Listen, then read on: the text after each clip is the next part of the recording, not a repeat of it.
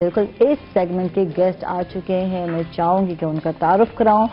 बहुत ही मैं कहूंगी ब्रेव खातून हमारे साथ हैं, बहुत ही टैलेंटेड खातून हैं और जहां इन्होंने पढ़ा, जहां इन्होंने ग्रो किया, जहां इन्होंने अपना नाम बनाया, डीजी खां से ताल्लुक जहां बहुत मुश्किल है बच्चियों के लिए कुछ करना, आगे बढ़ना, और उसके अलावा पेरेंट्स नहीं हैं, फिर भी जनाब ये डॉक्टर बनी हैं। हमारे साथ क्लिनिकल ऑनकोलॉजिस्ट हैं डॉक्टर आलिया बशीर, इनको वेलकम कहेंगे। खुश आमदीद। थैंक यू आलिया, आप तशरीफ लाए। कैसे हैं आप आलिया? मेरा नाम डॉक्टर आलिया बशीर है, जैसे आपने तारुफ करवाया है। मैं as a clinical oncologist Bilal Medicare Dera Ghazi Khan में काम सर अंजाम दे रही हूँ। मैंने अपनी इब्तदाई तालीम भी डेरा गाजी खान से ही हासिल की। उसके बाद graduation, post graduation Nishtar medical university से हासिल की। वहाँ मुझे बहुत अच्छे असातिज़ा और दोस्तों का साथ मिला, जिसकी वजह से मेरे ये सफ़र आसान हुआ। ठीक है। अच्छा, स्ट्रगलिंग लाइफ आपने गुजारी और मुझे कहा जा रहा था कि आलिया ने बहुत स्ट्रगल की, पेरेंट्स का ना होना और फिर अपने इलाके में जो है कुछ करना, और फिर वहाँ जो है अब ड्यूटी भी सर अंजाम दे रही हैं एज ए ऑनकोलॉजिस्ट। तो इससे हम बात करते हैं। हमारे साथ एक और गेस्ट भी हैं। अच्छा, गेस्ट जो है हमारे जो है वो मैं बता दूं कि आपको फैशन एंड फूड ब्लॉगर हैं और आजकल तो बहुत सारे लोग ब्लॉगिंग कर रहे हैं। तो कुछ नया क्या कर रहे हैं? बात ये है कि बंदा अपने लिए तो बहुत कुछ करता है। हम सोचते हैं कि यार इससे ये मैं ब्लॉगिंग करूंगा, या ये मैं वीडियो बनाऊंगा, या ये मैं ऐप इस्तेमाल करूंगा, इससे मुझे ये फायदा हो जाएगा, मैं ये अर्न कर लूंगा। लेकिन इनकी कोशिश है, जो आज हमारे साथ गेस्ट हैं, कि दूसरों को फायदा पहुंचाया जाए।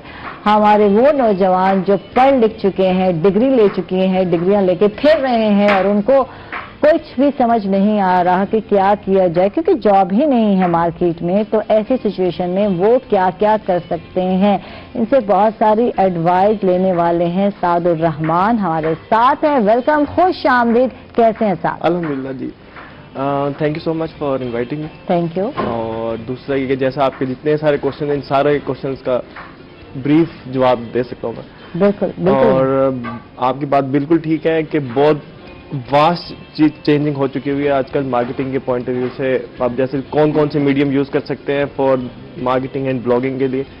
इंस्टाग्राम है, फेसबुक है, ट्विटर, उसके अलावा बहुत सारी चीजें। यूट्यूब आ गए, यूट्यूब पे कंटेंट बनाते हैं। आज ना हम अपने लिए तो हर कोई कर रहे हैं काम, यकीनन। और बात यह है कि दूसरों के लिए हम क्या कर रहे हैं, दूसरों को क्या बेनिफिट मिलने वाला है। बहुत सारे लोग अर्न कर रहे होते हैं नेट के थ्रू। आजकल तो ऑनलाइन जो है अर्निंग शुरू हो गई, लेकिन बताते ही नहीं है। इससे हम हेजिटेट कर जाते हैं, नहीं यार हम कमा रहे हैं तो दूसरों को क्या जरूरत है, क्यों बताएं भाई, ये हमारे राज हैं। तो ये बहुत कम लोग बताते हैं और आज आपने इस डिटेल से हमें बताना है कि क्या क्या करना है नौजवानों ने जो घर बैठे हैं और घर में फ्री हैं, तो वो क्या क्या कर सकते हैं। इस पर भी बात करते हैं। डॉक्टर आलिया की तरफ आते हैं। पहले तो हम इनकी स्ट्रगल जानना चाहेंगे, फिर हम क्योंकि कैंसर के हवाले से जानना चाहेंगे, कैंसर स्पेशलिस्ट है तो उस हवाले से भी बात करेंगे कि मर्ज जो है क्या है, इसे कैसे काबू पाया जा सकता है, क्या किया जा सकता है, इस हवाले से बात करेंगे। जी डॉक्टर आलिया, अपनी स्ट्रगल बताएंगे हमें पहले। मेरा जैसे ताल्लुक आपको पता है डेरा गाजी खान से है। इंतहाई पसमानदा इलाका, जहाँ खवातीन को पढ़ाने का बिल्कुल भी कोई रिवाज नहीं था। आज से 15 साल पहले अगर हम बात करें, बहुत मुश्किल था मेरे लिए भी पेरेंट्स के बगैर आपको स्ट्रगल करना। इब्तदाई तालीम स्कॉलरशिप पे ही वहाँ से हासिल की। पेरेंट्स की कब डेथ हुई? कुछ मेरे पेरेंट्स की डेथ हो गई थी। मैंने वालिद साहब को तो देखा ही नहीं अपनी। अच्छा। वालदा हैं, हयात हैं, शुक्र है अल्लाह ताला का। बाकी बहन भाई हैं। एजुकेशन की तरफ आ जाएं तो बहुत मुश्किल था, क्योंकि कोई सपोर्ट नहीं थी। बिल्कुल। और डॉक्टर बनना हो, आपको मेडिकल की फील्ड में जाना, बिल्कुल ऐसे ही है। तो वहाँ मेहनत की, स्कॉलरशिप लिया, मैट्रिक में भी, FSC में भी। उसके बाद निश्तर मेडिकल यूनिवर्सिटी में दाखिला हुआ। अल्लाह का शुक्र है कि वहाँ पर भी स्कॉलरशिप पे तालीम हासिल की अपनी। फिर पोस्ट ग्रेजुएशन की तरफ आ गए तो कैंसर एक अट्रैक्ट करती थी फील्ड। नई फील्ड है बिल्कुल, और इसमें पेशेंट्स को खुद भी कुछ नहीं पता होता। बहुत मासूम मरीज होते हैं, वो अपनी जिंदगी को बगैर वजह के खत्म कर लेती हैं, ना आगाही होने की वजह से। اس کے بعد میں نے post graduation national medical university سے کمپلیٹ کی. وہاں ڈاکٹر اعجاز احمد مسعود صاحب بہت نہایت شفیق استاد ہیں اور لوئر پنجاب میں ان کی کینسر کے حوالے سے خدمات سب کے سامنے ہیں. پھر لاہور جانے کا موقع ملا. وہاں انمول ہاسپٹل لاہور میں بھی بہت اچھے اساتذہ کا ساتھ ملا. ان میں رب نواز میکم، میڈم مصباح اور ڈاکٹر ابو بکر شاہد، جنہوں نے بہت اسٹرگل کی ہے. اور ہماری یہ کوشش ہے کہ ہم نے اپنے اساتذہ سے جو کچھ سیکھا ہے وہ اپر پنجاب میں بہت کام ہو رہا ہے کینسر کے حوالے سے. لیکن جو بیسک پرابلم ہے وہ ہمارے لوئر پنجاب کا. اور اسپیشل ڈی جی خان میں یہ پہلی خاتون ہے، پہلے ڈاکٹر ہیں جو آنکولوجسٹ ہیں. آنکولوجسٹ ہیں، بالکل ایسے ہی ہے. اور وہاں پر ہمارا جو پیشنٹ ہے اسے ٹریول کر کے ملتان جانا پڑتا ہے. بالکل.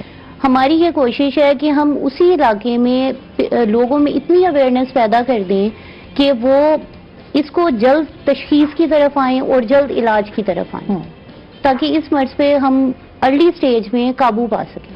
بالکل بالکل. ٹھیک ہے، تو اب ہم بات کرتے ہیں کینسر کیا ہے اور عورتوں میں پائے جانے والا سب سے زیادہ کینسر کون سا ہے؟ جیسے عائشہ آپ نے بات کیا کینسر کیا ہے. ہمارا جو جسم ہے اللہ تعالیٰ نے اس میں نہایت چھوٹے چھوٹے خلیے بنائے ہیں جسے عام زبان میں سیل کہا جاتا ہے، اور وہ ضرورت کے مطابق پورے جسم میں تقسیم ہوتے ہیں. اگر یہ تقسیم کسی بھی وجہ سے کنٹرول سے آؤٹ ہو جائے تو جسم کے کسی بھی حصے میں یہ سیل کا ایک گروپس بن جاتا ہے جسے گلٹی کہا جاتا ہے، یا آپ پھوڑا کہہ لیں عام زبان میں. اور اگر یہی سیل کی اب نارمل گروتھ ہماری چھاتی میں شروع ہو جائے تو اسے بریسٹ کینسر کہا جاتا ہے. پاکستان میں خواتین میں سب سے زیادہ جو اس وقت پائے جانے والا کینسر ہے وہ چھاتی کا کینسر ہے.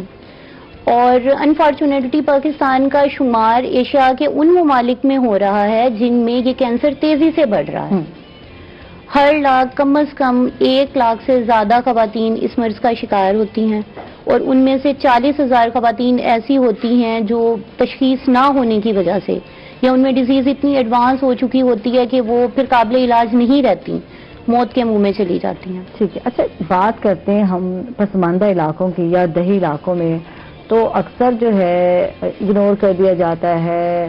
مرہم پٹی کرا لو، کویک کے پاس چلے جاؤ، کیا ضرورت پڑی ہے، یا دم درود کرا لو، تو اسی پہ ہی لے کر آگے چلتے ہیں. بالکل بالکل ایسے ہی عائشہ. ہماری جو یہ لوئر پنجاب والی بیلٹ ہے اس میں یہ مین پرابلم خواتین کا یہی ہے کہ وہ چھاتی کا نام لینا بھی معیوب سمجھتی ہیں خواتین. بالکل. کیسے بتائیں، کس طرح کیسے بتائیں ہم گھر میں کسی کو؟ شرم و حیا جو ہے، شرم، خوف ہے، ڈر، خوف ہے، ڈر ہے، بچوں نہ بچوں اگر بتا دیں. اچھا، یہ الگ بات ہے، علاج نہیں ہوگا تو کیا آپ بچ جائیں گے؟ بھی نہیں بچنا آپ نے. بالکل یہی وجہ ہے کہ ڈر اور شرمندگی اتنی زیادہ ہماری خواتین میں ہے کہ اگر بچی اپنی والدہ کو بتا دیتی ہے اور اگر وہ والد سے ذکر کر بھی لے تو وہ اس کو چھپا دیتے ہیں. نہیں یہ کیسی بات کر رہی ہیں، دم درود کروا لیں، صلوات رکھوا لیں. اور وہ جب گلٹی اتنی بڑی ہو جاتی ہے کہ وہ جلد کو انوالو کر لیتی ہے یا پھٹ جاتی ہے. تھوڑا ہے، اس کو دکھانے کی کیا ضرورت پڑی ہے، اس کو پٹیاں کرا لو تو ٹھیک ہو جائے گا. لیکن وہ جب انکنٹرول ہو جاتی ہے، جب اس کی علامات آنا شروع ہو جاتی ہیں، پھر وہ مجبور ہو کر ایڈوانس سٹیج میں ڈاکٹر کی طرف رجوع کرتی ہیں. ٹھیک ہے، اس پہ بات کرتے ہیں.